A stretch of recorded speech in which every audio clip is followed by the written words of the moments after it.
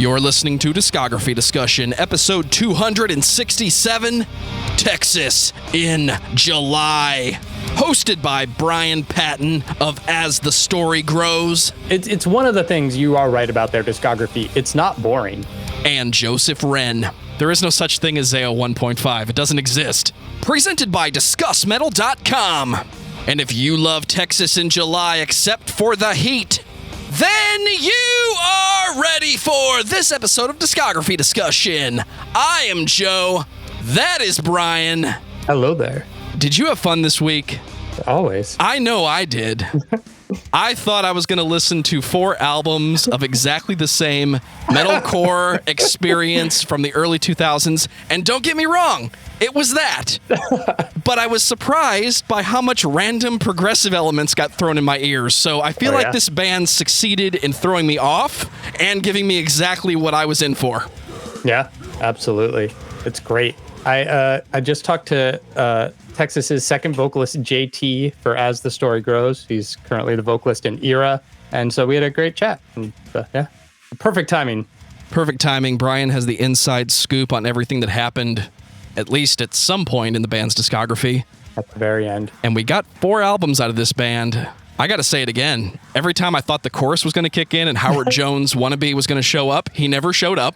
Yeah. Every time I thought the Gothenburg-influenced riffs were going to happen, they did. The drummer decided today, you know what? I don't want to be a straight metalcore drummer. I'm going to be progressive for the next 60 to 90 seconds.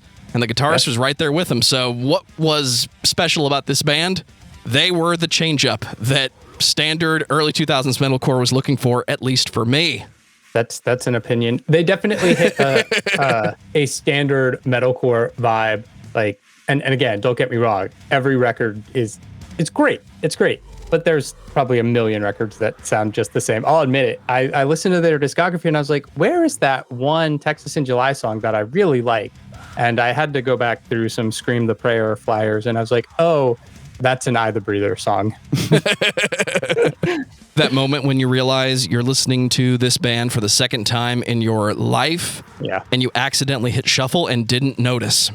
Yeah. That happened to me this week too, Bryan. I have to admit it. Jeff would be very upset with me right now. Hey, y'all. This is going to be a fun one. It definitely was for me this week. I'm going to go ahead and say thank you to everyone for listening to the podcast. Thank you for listening and for subscribing. If you are not a subscriber, then you can find everything Discography Discussion at discussmetal.com.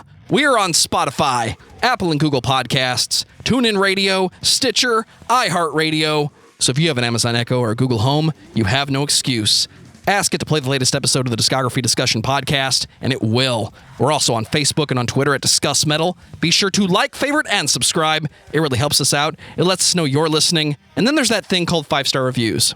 We love 5-star reviews in this podcast. Leave them anywhere you listen to podcasts. Leave us a thumbs up. Leave us a comment. We get emails all the time. We get tweets. We get messages on Discord. And there'll be links to all of that in the show notes. We want to see you guys in the Discord. We want to keep those conversations going. We want to keep those recommendations coming. Bryan Patton, what's going on in As the Story Grows? Do you like metalcore? I just spent a week listening to Texas in July. I love metalcore right now. You like punk rock? Oh, dude, punk rock is the shit.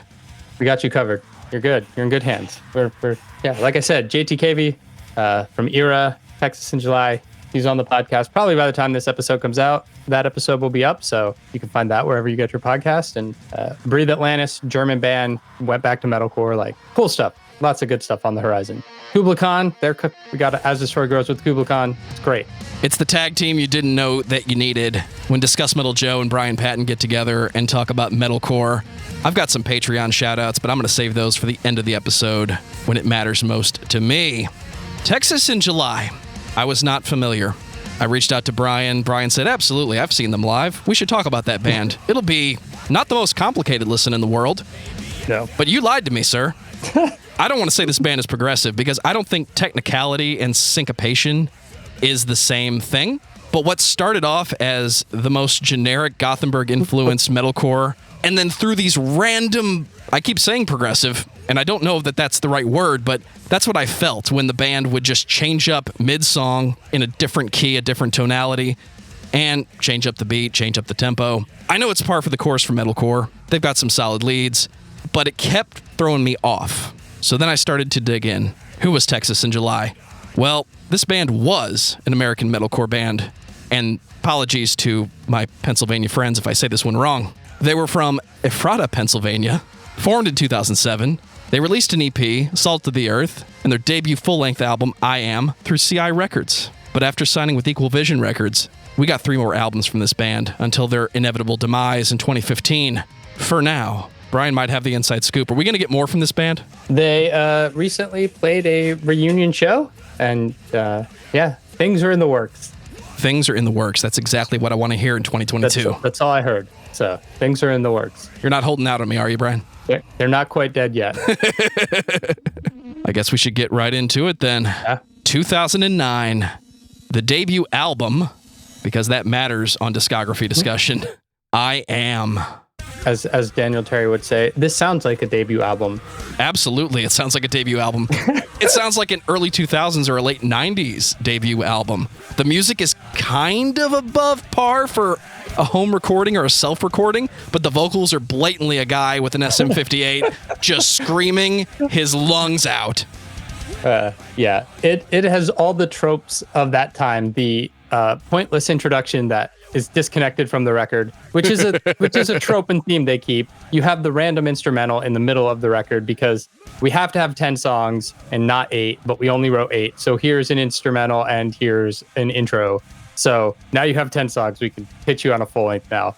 I actually really like the way the drums sound on this. Like it's raw, but it's good, right? It's right up there with like August Burns Red debut or anything that Face Down Records was putting out at the time.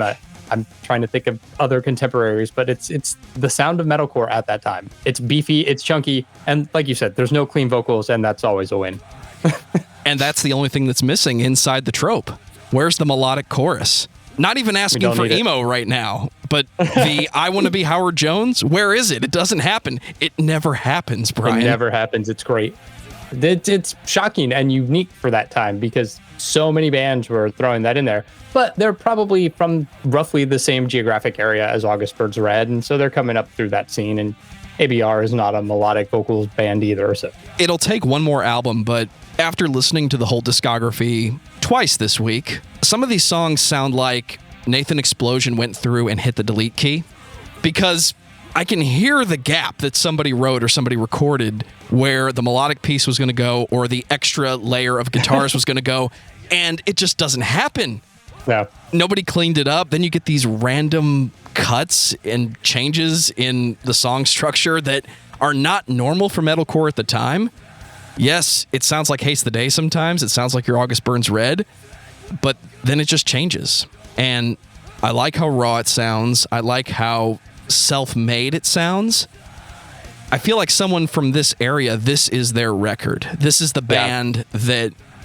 Were they the biggest thing at the show? I don't know. I'm not from Pennsylvania in 2007, but I did record an album there around that time. You sure? Yeah, I mean, this record, like, Hook, Line, and Sinner is a terrible song title. Like, I mean, it's so, like, tropey Christian metalcore. The guitar solo on Reflections is not there yet, is what I'll say. It needs some work. This is a little bit of the struggle bus on that solo, but overall, like, but they kept it on the record. They did, yeah. Which is like, that's what you want from a band just starting out. Like, show us what you got. Like, even if it's a little not perfect, like, just show us what you got. And this is a good show them what they got. I mean, it caught the attention of Equal Vision. And that's going to lead us to 2011's One Reality. There is only one reality. Unless you believe the Matrix, then there are several layers of reality. Yeah. And later on, when we think that we destroy reality, we actually created another version of it that we hung on to for about 15 years. Don't try to figure it out. We had to make another movie. I knew what was coming on this one. I was waiting for the exact same disjointed, ongoing intro followed by We Are Metalcore. Yeah. Damn it, I was saving it for the end of the show. This is metalcore, but then it's not because, again, the melodic choruses don't kick in. They don't, yeah. Yeah. And, like, they record this record with Zeus, and, like, his discography as a producer engineer is ridiculous. Hatebreed, Shadows Fall. Fuck yes. I mean, Amur, Terror, Sworn Enemy. Just, like, you just go down his Wikipedia page and you're like, yeah, all of these bands rock. So yeah, the production on this record, it's elevated. Like, and that's all I could say about this record compared to the last one. Like, it's elevated. Like, the song structure is a little better. It sounds tighter. It sounds cleaner. And yeah, I mean, the artwork is still terrible. It's that Christian metalcore. Like, it's bad. I think I could say the artwork is bad. They would probably say it's bad. It's very much on par with what was happening in 2011. You can say metalcore stereotypes, Bryan. It's fine. Yeah, I mean, it is. Yeah. I'm going to try really hard not to repeat myself on this album, but the album does that for me. Yeah. I don't know that it's elevated. Sometimes I think it sounds more raw than the previous album, but it's 2011. It could have been so much more sonically embellished. We could have brick walled this and replaced all the drums and added keyboards, but again, that would have been a metalcore stereotype. So I have to give the band credit for just writing the breakdown into the floor for the majority of the album and sticking to it. This is one of those bands that shows up and plays the show, and you know every song because you've heard these riffs before, but you don't care because when it gets melodic, it doesn't go full melodic. You don't get the singing, and that's the break up that I want to emphasize with this band. Yes, you've heard some of these riffs before, but it doesn't stay normal sounding. You feel like you're going to get the standard metalcore experience, but then stuff is missing enough to change up in your brain what's coming next. It's not just going to be 45 minutes or 32 minutes of breakdowns with melodic choruses. It's going to be, when it goes melodic, it goes instrumentally melodic. Yeah. And the drums have a moment where if this was fully programmed, like some other bands have done in the same style, you couldn't do what this guy does. He goes from full-on staccato syncopated slams to I have taste, I have feel. And that shows up a lot quicker on this album, and it sticks around. And those were the most surprising moments for me. I really enjoyed this one. But at the end of the day, this is metalcore. Yeah. Yeah. And I mean, that's really, I mean, unfortunately, it's so much of what you could say about this band is like, they're a metalcore band doing metalcore things. Like, you've heard the songs. Like, if you saw this band live, you're going to have a great time. You're going to get in the pit. You're going to know exactly when the breakdown comes on, even if you've never heard them before, because it's that stereotype. I was out running and you're just like, I can pump my fist because, the breakdown starts right now. Like, every time. Did you start running with the breakdown too? Oh, yeah. Just right foot, turn left, turn right. Like spin kick on the trail, all right? Like, careful, dude. Those trails get narrow sometimes. Sometimes, yeah. Got to pick and choose your spots. Well, the world didn't end, but they told us it was going to again. Then 2012's Texas in July. You're going to self-title this early in the career, guys? You think you were trying to tell me something like this is going to be it? Because that's what a self-titled album in 2012 tells me. Throw it back to Mudvayne. That was the wrong time of year to self-title, because what self-titled means to me is this is the definitive album by this band. Well, if you needed to prove to me that Texas in July could write a metalcore record in 2012, I already had that. It was called One Reality, and I Am. And you know what?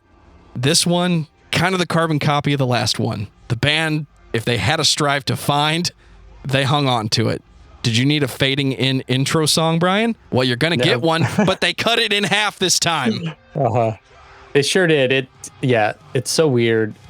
I don't understand the point. These are the tropes of the time, and it's what they gave you. And you get the instrumental on this one too. Each instrumental gets a little more progressive. Like, the first one was super acoustic-y, which was happening at the time, and they just get more in that progressive metal vein. And that keeps going even on the next record. But I mean, they got a bunch of features on this record. Chad from Hunter, David from We Came as Romans, Matt Greiner from August Burns Red, throwing in some percussions, working with Will Putney. Like, this is a metalcore record. It's the metalcore of metalcore. Right. Like, we got the features on this record. We're working with another one of the producers, like, just knocking it out of the park at the time. Like, and what they do is really good, but they're doing what they do. What sets this one apart for you? Not a lot for me. Not a lot. I mean, it's like the artwork's better. Way to focus on the cover with a blind guy, Bryan. You know, it's, yeah, I mean, there's not much that separates these two records. They both sound great. The songs they're not carbon copies of each other, but like they're basically carbon copies of each other. Like, again, if you shuffled these two records, you're going to enjoy them, but there's not much to differentiate one from the other. I like metalcore, but I get bored with the standard breakdown followed by the melodic chorus. Yeah. I've heard it. I love it. It's fun sometimes for about 45 minutes. Then can I get something else? Why doesn't this band feel stale when I'm listening to them? Is it because the complete trope is missing? Like they threw away the fluff, but they didn't go full deathcore where it's 4 minutes of breakdowns and dude barking at the mic. It's like they still paced themselves melodically or sonically just enough to keep me interested and not feel overwhelmed, which I kind of want to feel overwhelmed when you're going to break down and go full melodic like these guys do. Yeah. It's one of the things you are right about their discography. It's not boring, even though it is them giving us different variations of the same thing on each record. There's never a moment where I'm like, okay, I've heard this. I'm like, no, I'm invested in this and I like it and I like all of it. It makes you wonder why they were never able to reach that next level. Is it because they didn't have catchy sing songs for people, or was it that they were on Equal Vision, who was not really pushing metalcore at that time? I wonder if somebody on the label looked at the tropes and said, let's not brick wall. Yeah. Because sonically, I've heard this album 1,000 times. If I look up a tutorial right now of how to record good sounding guitars at home, somebody is going to rip off these tones verbatim. Yeah. And that's fine. I'm not upset that you could duplicate the Will Putney sound kinda right now, because that's what everybody did with thrash metal tones and their Marshalls back in the 70s and 80s. So we've heard this before. Everybody likes the way the guitar sounds, so let's try to duplicate that. I wonder if these would hold up the same way if this band was fully self-produced and self-released. Mm-hmm. It would become an exercise in how many different ways can we write that breakdown and make a song out of it. I don't have a reason why I'm not bored listening to this record. I have 3 albums at this point that are mostly similar. The first album stands out the most because of how raw it sounds, but I'm not hearing anything, not even a tuning change, that can really differentiate these songs. They all run together. I'm starting to think it's on purpose. Yeah. It's metalcore, Bryan. Metalcore. We're going to say it nice and big at the end of the episode. Oh, yeah. 2014. What is here today, the last album by this band, Bloodwork. Yeah, we get a change in vocalist, change in guitar player on this record, and they do away with the intro. Thank you. JT came to Texas in July. He was doing vocal covers on YouTube, and that's how Texas in July found him, through his YouTube channel doing metalcore vocal covers, and then he ended up in a band. Congratulations. You're the Ripper of 2014 metalcore. Yep. Got to give the guy props, because what better way to get discovered when technology can have that vocalist try out across the entire country literally overnight. No one has to stand in line. Just send me your videos and you're the guy in the band now. Yeah, I mean, he wasn't doing skipped all the suffering and pain of the local band scene and trying to tour through the VFW halls, and just posted to YouTube and ends up in a band on Equal Vision. And, you know, he sounds great. This record sounds great. I was trying to look for production credits because that matters. It seems like they went back to the team that worked on their debut record, who had upped their production game by this point. 100%, and upped it to the point of, this is the most generic metalcore sounding album. Yes, the previous albums were metalcore. There is no denying that. But this is the first time it really sounds like the stock metalcore production template was dropped on this band. When the drums have the exact same impact and just have that rocket smash sound on the snare, this is the record I've heard before. And this was the first album I listened to because I wanted to see where it ended. Some point in the middle, I accidentally hit shuffle and I didn't notice. So congratulations, guys. All of your stuff works great together, and that's really the point.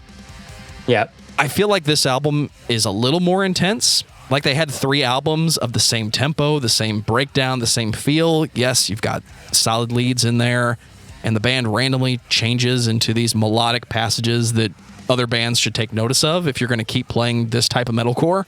This one says we can play a little faster, so why don't we? And we're not afraid to just throw leads at it. Right.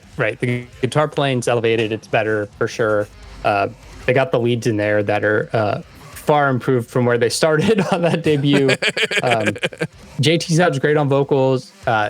There's not much differentiation in the vocal, so I don't know that he's offering us anything new. He sounds great, but he's given us the same tone and vibe that we've had through the whole discography. Like, yeah, if you put it on shuffle, you're not going to know that a vocalist change happened. It's not Zaya 1.0 versus Dan on vocals. Hey, now, some of those Corey Darst demos are indistinguishable. There is no such thing as Zaya 1.5. It doesn't exist. I don't have audio proof of it. Yeah. So this record is great, but in talking to JT, I know like by the time this record came out, the band looked around and looked at their peers. They probably looked at ABR.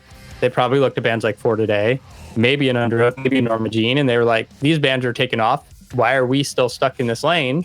And JT said their final tour at the time, the numbers were pretty disappointing. Like people just didn't connect with this band the same way they connected with others. And again, it's like this band is just as good as any of their peers. Like these records absolutely are every bit as good as ABR or Norma Jean or pick metalcore band at the time. Any band playing metalcore on Sumerian or whatever, like Face Down, right? Like they wipe the floor with these bands. Like they're just as good. And had they been on a different label, would they have found more success? Maybe. I don't know. Maybe it's proof that the metalcore tropes were in place for a reason, because the fans of this style really need you to break between the breakdown, the melodic chorus, the shred your fingers off solo in the middle, and then go back to the melodic chorus at some point.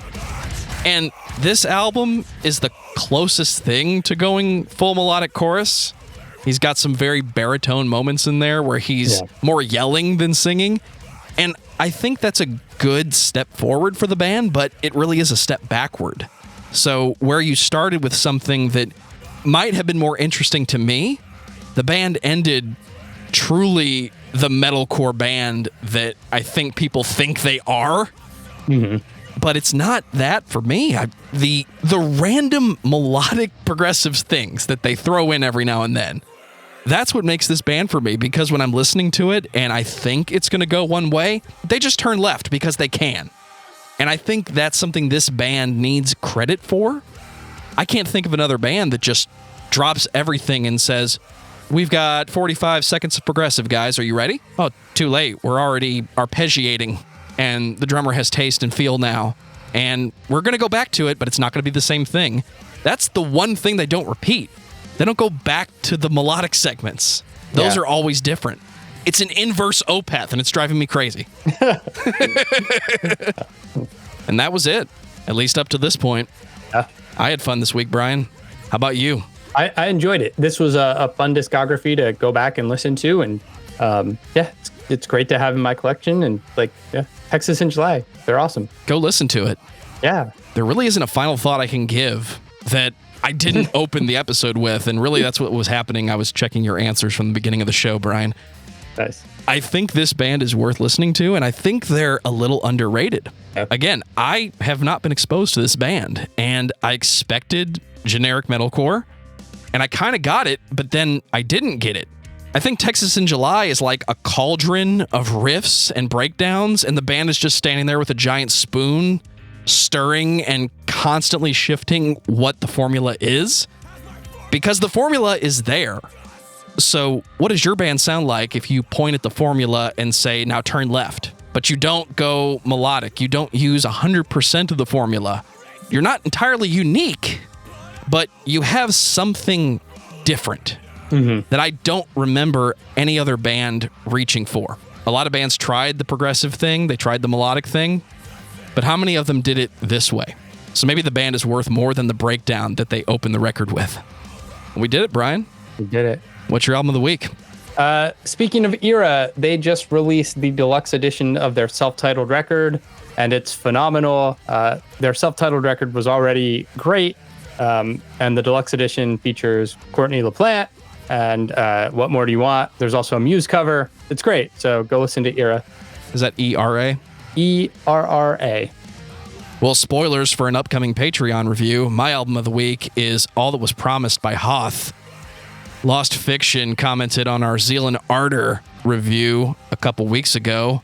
Did you hear the new Zealand Ardor, Brian? Yeah, it's fucking great. The best one yet, right? So good, yeah.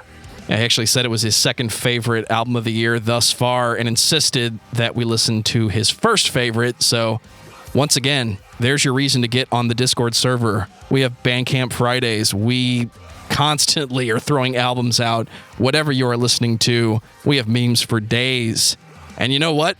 Now's the best time to shout out these beloved patrons because these guys pay the bills. Guys and gals, it's not just a guy thing. And look who's at the top of the list.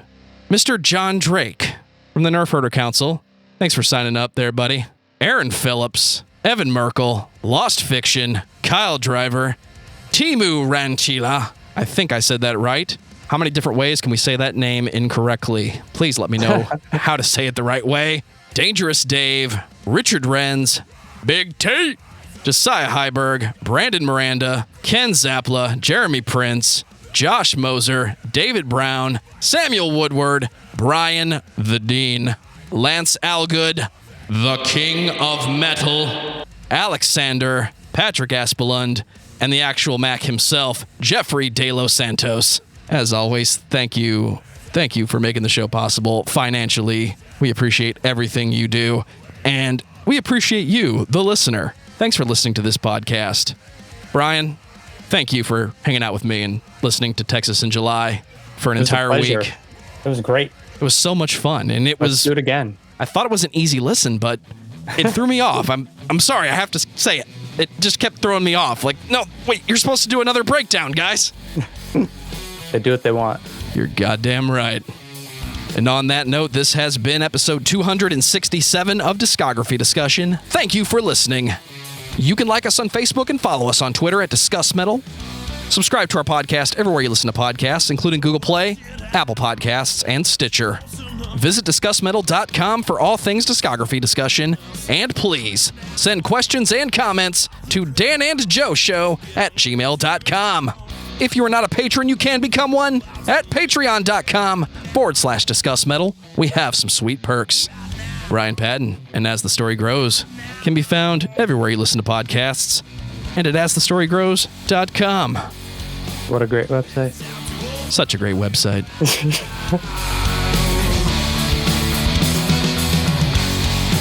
Did you want Batman to be a really dark detective movie that's kind of noirish from the 40s? Yes, please. Did you want to have all the classic villains in one movie? Now that you mention it, yes. Yes, I did. Should this just be discography discussion Batman movies? We're going to get to that. Actually, I'm very knowledgeable about that.